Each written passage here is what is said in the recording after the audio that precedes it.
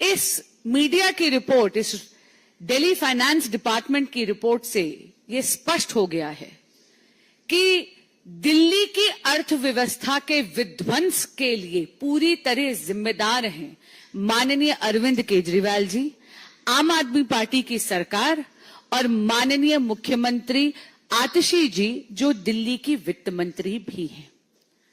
अचंभे की बात है, 31 साल में पहली बार दिल्ली का जो बजट है वो डेफिसिट में है, यानी घाटे में है, और छोटे मोटे नहीं, 7,000 करोड़ रुपए का डेफिसिट है। इसका क्या अर्थ हुआ? इसका अर्थ यह हुआ, पहली बात, कि दिल्ली में जो एक्सपेंडिचर है यानी खर्चा, वो दिल्ली की इनकम या दिल्ली की आय से कहीं कहीं ज्यादा है। इसका एक और बहुत ही संगीन पहलू है कि ये डेफिसिट जानबूझ के हुआ है। आपको याद होगा, जब विधानसभा के पटल पर यह बजट पारित करा गया तो तब माननीय सीएम आतिशी जी ने, जो तब केवल वित्त मंत्री थी, उन्होंने दिल्ली के बजट के सरप्लस होने की घोषणा करी थी। बड़े बड़े दावे करे थे कि दिल्ली के पास फालतू पैसा है।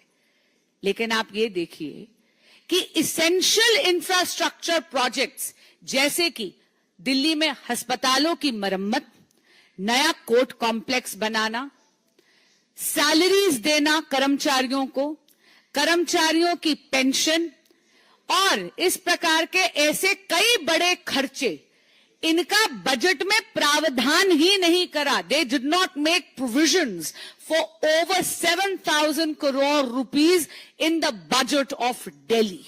ये जानबूझ के करा गया क्योंकि दिल्ली सरकार ये झूठ फैलाना चाहती थी, जनता को भ्रमित करना चाहती थी कि दिल्ली के पास सरप्लस पैसा है। अगर आप देखेंगे तो आम आदमी पार्टी की सरकार ने जानबूझ के दिल्ली के अकाउंट्स फज करे हैं। इसलिए आज हम इस अकाउंट फजिंग की और दिल्ली के बजट की सीएजी से ऑडिट और जांच मांगते हैं, और जांच के बाद कड़ी से कड़ी कार्रवाई हो, इसकी मांग रखते हैं।